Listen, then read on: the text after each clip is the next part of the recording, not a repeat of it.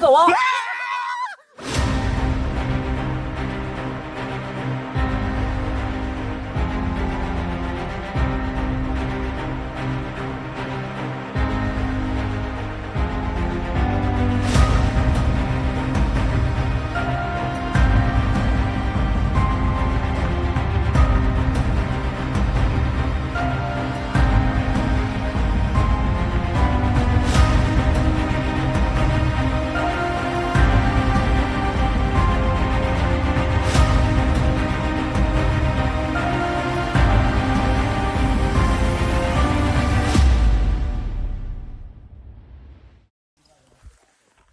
！तर नमस्कार, स्वागत आहे तुमचं आणखी एका नवीन ब्लॉगमध्ये.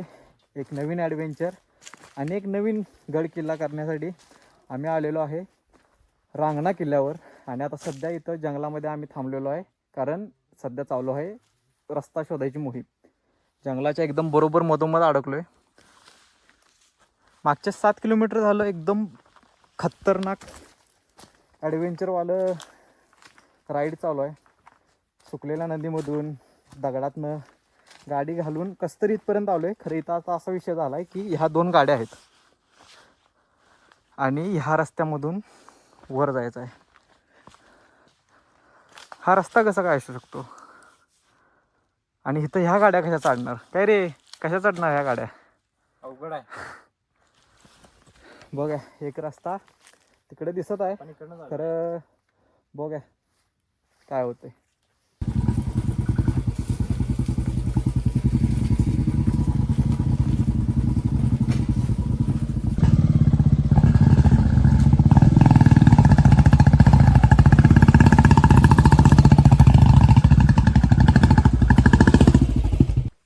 कसतरी जंगलातनं वाट काढत आम्ही आता पोचलेलो आहे किल्ले रांगणाच्या पार्किंगमध्ये. हे आहे किल्ले रांगणा, ह्याचं पार्किंग. इथं आम्ही गाडी पार्क केलेला आहे आणि इथून आता थोडं चालायचं आहे. किती किती ट्रेक हा? अजून 1-2 किलोमीटर. 1-2 किलोमीटरचा ट्रेक आहे. राजूदा आणि त्यांना आम्ही खालीच सोडून आलो. ह्या असल्या रस्त्यातून पार्किंग ओलांडून आम्ही तिकडे गेलो होतो. त्यांना खाली सोडलं. सगळं सामान जास्त आहे त्यामुळे त्यांना खाली सोडून यावं लागलं, कारण आम्ही आज आलो आहे स्टेला.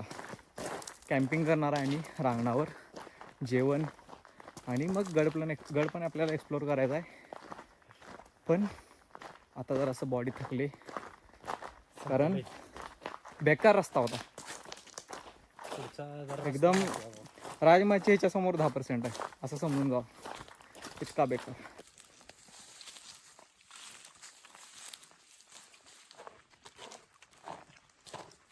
हा जो किल्ला आहे हा एकुलता एक असा किल्ला आहे ज्याला आपल्याला खाली उतरावं लागतं किल्ल्यावर जाण्यासाठी.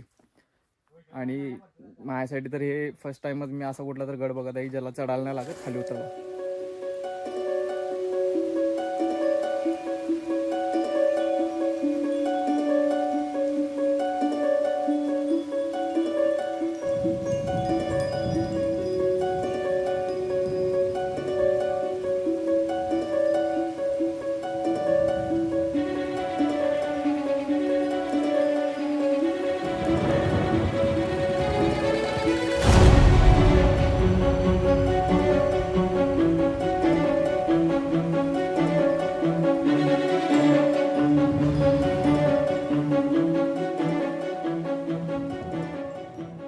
या जंगलामधून खाली उतरल्या सगळ्यात भारी व्ह्यू जो दिसतो ना, पहिला व्ह्यू रांगणाचा, तो असा दिसतो. हा आहे समोर रांगणा किल्ला. राईट साईडला कोकण दरवाजा आहे, म्हणजे ती जी साईड आहे ते पूर्ण कोकण, गोवा.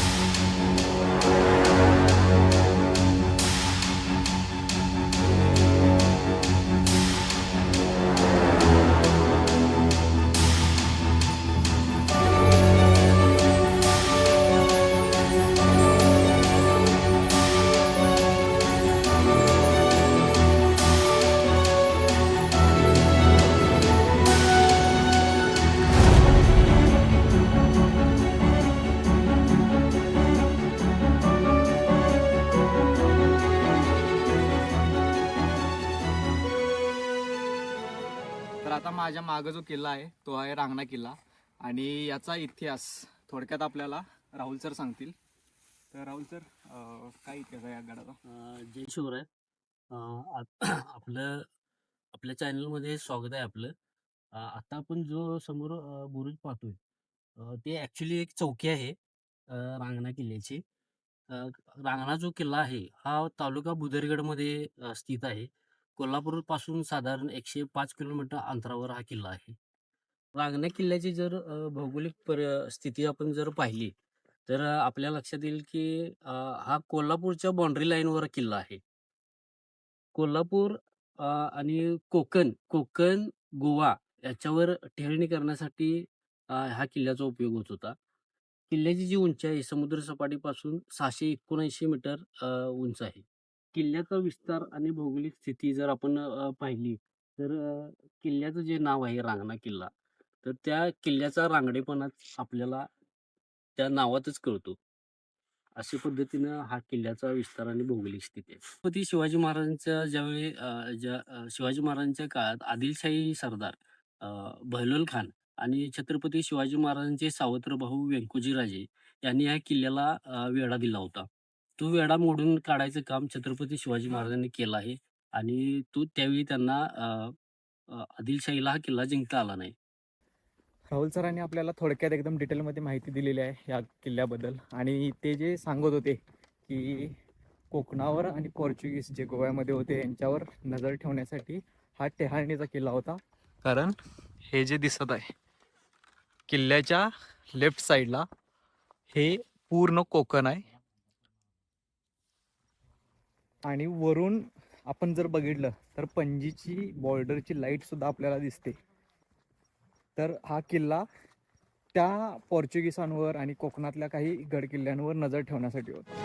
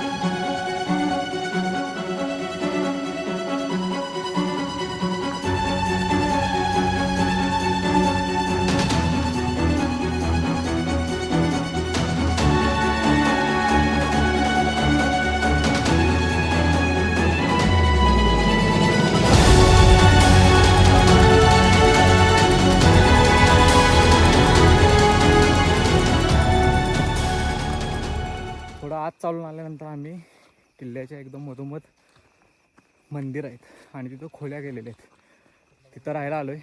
थोडे लाकडं पण गोळा केलेत कारण हे जे दिसते पाठीमागे हे पूर्ण घनदाट जंगल आहे आणि त्या जंगलातनं जनावरं फिक्स येतात कारण की इथंच बाजूला पाण्याचा तलाव आहे. रात्रीचं पाणी प्यायला येतात आणि हे असे आहेत मंदिर आणि आज आम्ही इथंच टेंट मारणार आहे.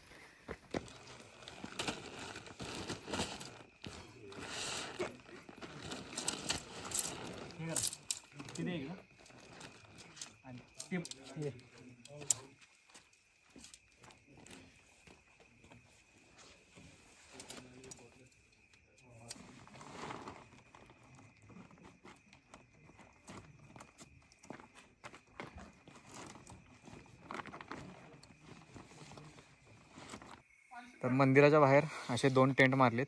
हा मोठा टेंट आहे, त्यात सामान +1 म्हणजे मी राहील आणि वातावरण जरा खतरनाकच आहे. या साईडला राहुल सर जेवणाचं बघत आहेत आणि तिथं टेंट मारलेला आहे. बऱ्यापैकी अंधार झालेला आहे आणि जेवणासाठी आता आणायला जायचं पाणी आणि ते एकदम त्या कोपऱ्यात आहे. त्यामुळे मी आणि राजूदा आता एक कळशी घेऊन पाणी आणायला चाललोय. पाणी घेऊन या. मी लाकडं घेणार आहे.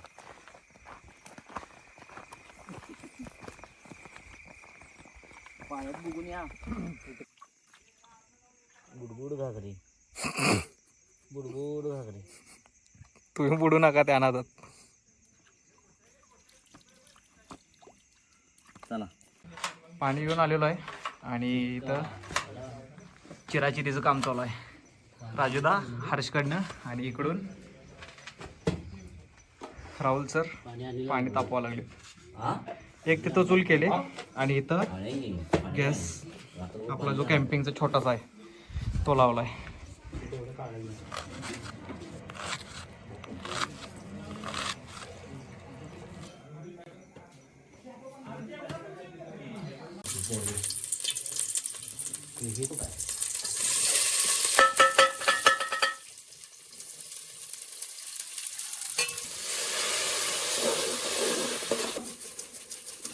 काय बटाटा नाही.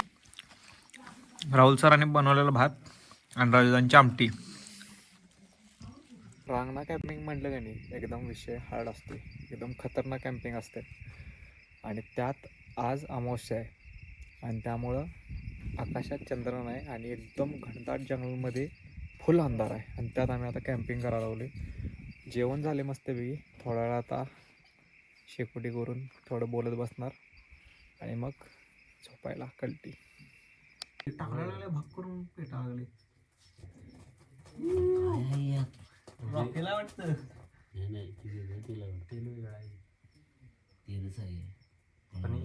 खायचं नसेल.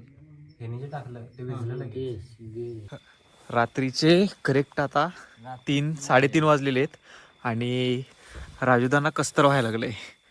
कसं तरी म्हणजे काय काय थंडी म्हणजे धुकं बघा फक्त धुकं. हा पप्पा. नाही त्यांना खरंच कसतर व्हायला लागले. परत एकदा व्यवस्थित ऍक्टिंग करा.